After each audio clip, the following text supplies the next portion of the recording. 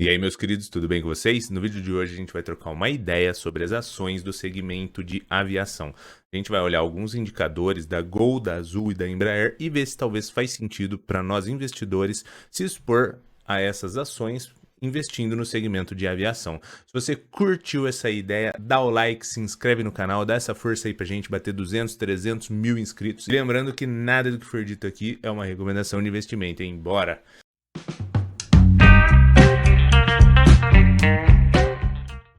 Então, galera, só pra gente fazer uma analogia primeiro, antes da gente ir pro vídeo. Se alguém chegasse pra você e falasse assim, e aí, mano, você quer ser meu sócio? Daí você vai falar, pô, e aí, como é que funciona esse negócio? Daí você vai falar assim, então, eu tenho uma empresa aqui dos 10 anos, 8 anos dela fecha com prejuízo, a margem de lucro dela é de algo em torno de 1%, e olhe lá se não for menos, e a gente está exposto a combustível, a dólar, se qualquer coisa aqui desses dois sobe, ou se os dois sobe, complicou a nossa margem, pode ser que a gente ainda feche com prejuízo e tenha que tomar dívida para conseguir suportar essa operação, tá a fim de investir? Muito provavelmente você iria falar, acho melhor não, acho que eu vou investir em outra coisa, porque esse negócio aí tá meio arriscado. Então, beleza. Fiz essa comparação. Por que eu fiz essa comparação? Porque vocês vão perceber ao longo do vídeo que ela é um pouco parecida com essas ações do segmento de aviação. Muito mais com Gol e Azul do que com Embraer, é claro. Apesar de ambas estarem no segmento de aviação, aqui é mais um fornecimento de passagem aérea e a Embraer é a terceira maior produtora de jatos comerciais. Então a gente vai entrar no Status Invest, que é uma ótima ferramenta para a gente dar uma olhada nesses indicadores financeiros e ver se faz sentido alguma dessas empresas. Vamos pesquisar aqui primeiro a Gol. Para quem não sabe, ticker dela GOLL4. A gente já consegue ver aqui que ela está com dividend yield zerado, a gente já vai entender o porquê ao longo do vídeo, e uma desvalorização de 60% ao ano até o momento. A gente consegue ver aqui, se a gente puxar um histórico de um ano, que a empresa já foi cotada a R$ 23,50 e hoje está sendo cotada a 9,19. Aqui na questão de indicadores da empresa, a gente consegue ver que o preço-lucro dela está negativo, o preço-valor patrimonial dela também está negativo, o retorno sobre o patrimônio negativo também e margem líquida negativa em 23%, ou seja, tudo negativo. Por que isso aqui está acontecendo? Porque muito provavelmente ela não está dando lucro e está dando sim prejuízo. Aí você vai falar, pô, mas careca, será que isso daí não tem a ver com o que aconteceu ultimamente, esses anos aí que a gente ficou em fechamento, menos pessoas fazendo utilização de passagem aérea e tudo mais, combustível que sobe? Sim, claro que tem a ver, mas a gente não pode também passar esse pano, porque eu já vou mostrar aqui para vocês na demonstração de resultado do exercício.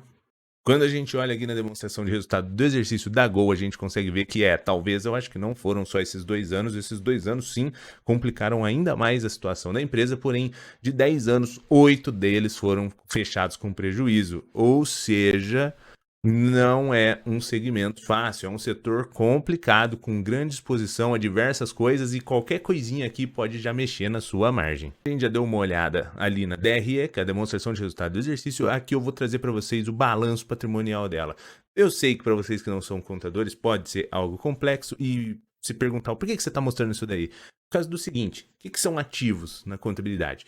É bens e direitos, ou seja, é sua grana ou coisas que podem vir a se tornar grana, seja por receber algo ou coisas que a empresa tem, tipo um avião que ela pode vender em algum momento e tudo mais. Então são coisas que ela já tem em grana ou que podem se tornar grana. Então vamos lidar com ativos aqui como se fosse um poder de pagamento da empresa, beleza? Então a gente consegue ver que a Gol ela tem 14 bilhões.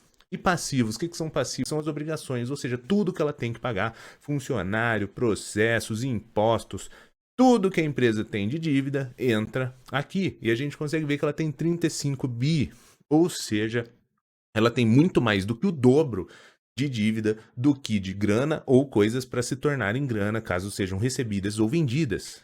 Foi por conta disso que eu mostrei aquela analogia no começo de tipo margem baixa, exposição a commodity de petróleo, a dólar, diversos anos com prejuízo, muito mais dívida do que poder de pagar essas dívidas em algum momento. E é claro que nada disso daqui quer dizer que a empresa vai quebrar, vai explodir. Isso daqui pode mudar ao longo do tempo, ela pode ganhar margem de alguma forma, tornar a empresa mais rentável e começar a dar anos e anos e anos de lucratividade, reduzir aquele prejuízo, começar a distribuir lucros e etc. Mas isso é apenas uma expectativa futura. No atual momento, é só uma empresa que dá muito prejuízo, tem margem reduzida e está exposta a diversos cenários complexos. Se você acha que faz sentido, é com você. Eu evito colocar minha grana no segmento de aviação. Vamos dar uma olhadinha aqui na Azul.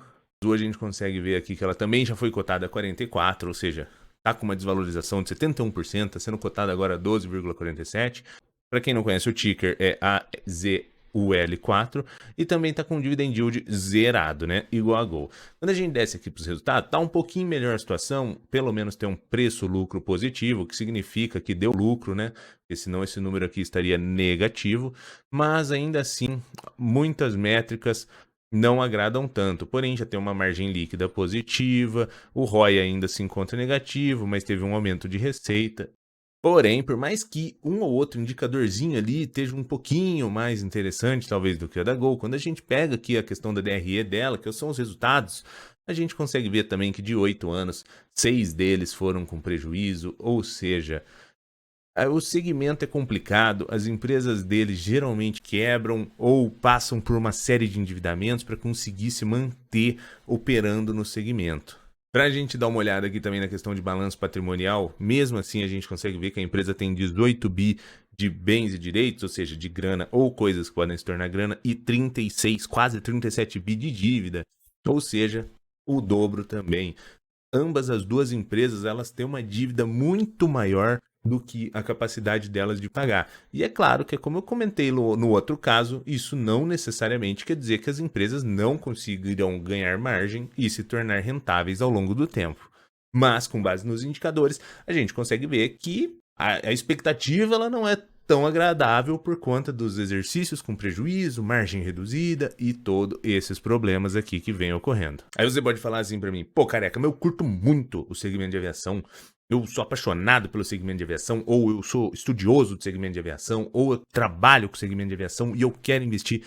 Olha, sendo sincero com você, eu não ponho minha grana em segmento de aviação e conheço diversas pessoas que também não colocam por conta de todos esses aspectos que a gente conversou. Mas, se você, apesar de tudo isso, ainda acha que faz sentido e quer se expor, eu acredito que, entre todas essas, a Embraer pode ser uma melhor opção, se é que a gente pode dizer isso, uma opção mais conservadora. Quando a gente olha a questão da Embraer aqui, ela já chegou a ser cotada a 26, está sendo cotada a 11,84, uma desvalorização menor do que a Gol e a Azul, porém com uma desvalorização também. Quando a gente vem aqui nos indicadores, a gente consegue ver que são indicadores um pouco mais interessantes, possui uma margem extremamente reduzida também. A questão de preço-lucro está extremamente esticado. Preço-valor patrimonial apresenta uma segurança, né? Mas como eu disse para vocês em diversos vídeos, esse indicador, ele é um indicador que ele pode ser tanto algo positivo ou negativo, independente de como ele esteja. Porque algo maior que 1 pode ser que a empresa passe uma segurança maior, uma solidez maior, e algo inferior a 1 não necessariamente é uma segurança. Porque pode ser que por conta desse segmento onde ficou tudo recluso, a Embraer muito provavelmente deve ter vendido menos jatos por conta de talvez as empresas também, por estarem fechadas, não fazerem renovações de frota. Essa redução de consumo também iria impactar diretamente na lucratividade da Embraer, o que provavelmente pode ser que a empresa ficou nessa situação de ser vendida abaixo do preço de patrimônio dela por conta desse cenário um pouco mais complexo que os investidores não conseguiriam visualizar o que de fato iria acontecer com a empresa. Aí o que me faz achar que talvez a Embraer pode ser uma posição um pouco mais conservadora, se você quiser estar exposto nesse segmento, né, é o seguinte, a gente consegue ver que apesar de margem reduzida, a empresa ela se torna rentável em diversos anos. E a gente consegue ver que a parte de prejuízo dela, principalmente esse prejuízo forte, foi aqui em 2020. O que talvez pode nos levar a pensar que sim, realmente essa situação atípica que a gente passou foi o que gerou essa perda aqui de rentabilidade da empresa. Como a gente viu nas outras, elas vinham fechando com prejuízo ao longo do tempo. A Embraer não. A Embraer, ela vinha tendo rentabilidade com uma margem reduzida, porém rentável e gerando lucro. Aí nesse momento aqui, que 2020 e 2021 principalmente, né, foi gerando a grande parte de prejuízos. Mas o que eu acho mais interessante dela é que quando a gente desce aqui no balanço patrimonial da empresa, diferente das outras, aqui na Embraer a gente tem quase 57 bi de ativos, ou seja, grana ou coisas que podem vir a se tornar grana, e 41 bi de passivos, ou seja, de obrigações, de dívidas que a empresa tem. O que é atrativo aqui é o seguinte, a Embraer ela tem um poder muito maior de pagar essas dívidas do que a Gol e a Azul, porque ela possui mais ativos do que passivos, o que também traz uma segurança muito maior para o investidor. Agora, como eu falei para vocês, eu não invisto no segmento de aviação e não invisto em nenhuma dessas três. É óbvio, né? Se eu não invisto no segmento, eu não invisto em nada. Mas, se você curte muito isso daí, aí é com você de estudar, se capacitar e ver se faz sentido. Porque no fim do dia, o lucro ou prejuízo é inteiramente seu. Nada do que foi dito aqui, nenhuma ação é uma recomendação de investimento. Foi apenas para mostrar para vocês. A grande maioria acaba investindo nessas ações, não percebem essas questões de segmento com recorrências de prejuízos, margem reduzida, exposição a cenários de dólar commodity que pode impactar nos resultados. A questão da empresa, justamente por todos esses aspectos, ela acaba tendo um endividamento grande e os ativos delas não se comparam com os passivos que ela tem.